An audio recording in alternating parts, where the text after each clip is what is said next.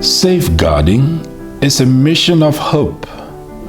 It is hope which gives us strength, a strength which we need to protect children and vulnerable adults, for they are the hope of our world. They are our future. They are our mission. This is Diana and she is working in Colombia. For me, it has been significant to recognize the importance to create and improve preventive measures to avoid sexual abuse. Prevention can help us to be aware about the reality whereby children and adolescents and vulnerable people are exposed, and recognize that responsibility for protection is a matter for all of us. At the same time, prevention is the opportunity to consolidate safe environments in our church.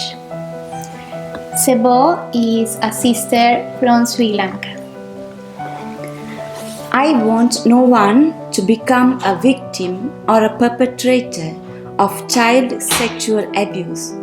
So I commit myself to develop and strengthen the capacity of children and all those who care for them to protect the minors from all forms of violence. This is Sister Martha from Nigeria. Everyone has a responsibility for the protection of minors and vulnerable adults. Every level of the society must be held accountable. This is Hoa from Vietnam. The course does not just stop the survey of knowledge and skill, but it also helped me to reflect on my childhood and my journey to this day. Being a safeguarder means reflecting on the present to raise awareness and contribute to the change of culture, starting by ourselves and spreading our insight to others. Father Francis here is from Ghana.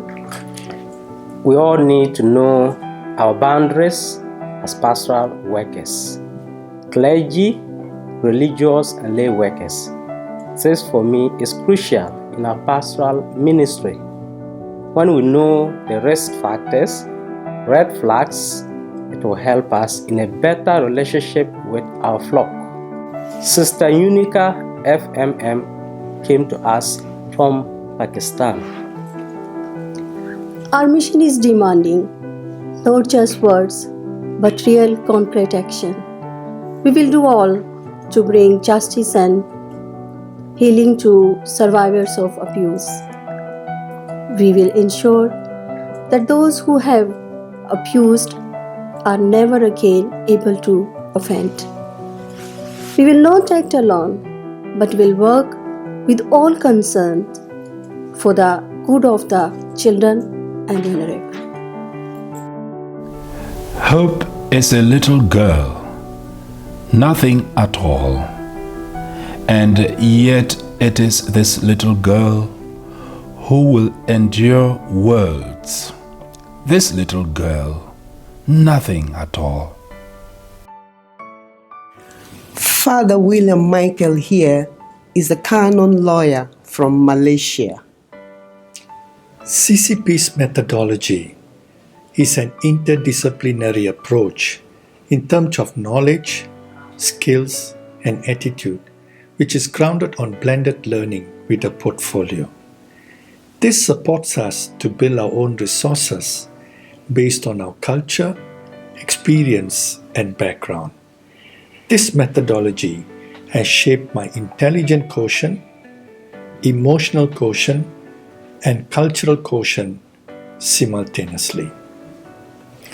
This is Sister Sylvia, a daughter of Charity Sister, working with special needs children in Nigeria. Victims of sexual abuse are often victimized, blamed, not believed, and justice is denied. We need to listen, accompany them, and ensure that they receive justice. This is Teresa Patience from Zimbabwe, and she works in the National Conference of Bishops. I am very grateful for this course because it has broadened my horizons on different aspects of prevention at institutional level and all levels of life. I have learned how to assess and analyze risk and protective factors in an institution and to come up with prevention and intervention strategies which can safeguard minors in any circumstances of life. This is Juan Pablo from Argentina. I'm deeply grateful for the pedagogical aspects of our course. I have found it very stimulating to revisit my own teaching skills and practice, and I look forward to improving the ways in which we run our training sessions and help others to become effective safeguarders. I am convinced that this will make a huge difference to the protection and welfare of children. Sister Pushpa CCB came to us from India. The church is the house of God where faithful experience the presence of the Lord. I became aware of the importance of human formation. It is very essential and crucial to have a strong and good formation to keep the church safe in various ways. This may help to build a new society where God's kingdom values are lived and experienced by all. This is Father Olufemi. He is from Nigeria. Policy documents, as an important preventive measure, specify what constitutes an abuse, steps to be taken when a case of abuse is disclosed, and how to handle victims and perpetrators. They must be reviewed periodically to meet the ever-changing demands of the day. Finally, they must be available readily to the clergy, religious, and the lay faithful in any diocese, institution, or organization. On the path to salvation, on the earthly path, on the rocky path of salvation, on the interminable road, on the road the little hope pushes on. This is Sister Apollina. She is from India, but her apostolate is in Angola. We have a greater responsibility to contribute to our systems and the structures which can provide a transparent accounting of all the abuses and sharing the findings of all the investigation to legitimate audience and authorities. Here we have Jan, who is a German seminarian. Religious life is for adults. We have to ensure that people in our formation houses have good opportunities for their personal development and to build an integrated personality. Therefore, it is necessary to stop any kind of institutional infantilization and treating people in formation like their children. A gospel-like life goes hand in hand with respecting the individual freedom and personal needs for a major human formation. This is Daniel, and he is a priest from Nigeria. The Church in Africa and Asia has an opportunity to get it right. We must learn from the mistakes of Europe and America. Sexual abuse is a human problem, and it affects all disciplines of life. Let us open up an honest dialogue and find culturally appropriate means to protect our children and vulnerable adults against sexual assault in the church. This is Gracia from Italy. What I appreciated really very much in the course is the holistic formation we were offered and the student-centered teaching method that was used. Sometimes it was demanding and challenging, but I feel that we have all grown up, not only as future safeguarders, but also as human beings and disciples of Jesus. This is Sister Jacinta. She is a school sister of Notre Dame from Kenya. I have appreciated the broad and interdisciplinary approach in understanding the content and ideas around child abuse in all segments of our society. My desire is that institutions employ a systematic approach in educating different stakeholders of their organizations in the area of safeguarding, rather than overemphasis on the development of child protection policies without clear understanding of issues that promote child abuses and how these can be prevented. This is Benjamin. Benjamin is from Malawi. From our personal sharing, I've learned a lot about mistakes made by the church on sexual abuse and progress, of course, being made on the same from my different classmates who also come from different continents and countries, different institutional setups, cultures, and professions. Some of the mistakes I've noted that they are similar, but some are unique to countries and cultures. I see a lot of hope for the church from the collective efforts shared so far. The faith that I love best, says God, is hope. Faith doesn't surprise me. Charity, says God, that doesn't surprise me. But hope, says God, that is something that surprises me.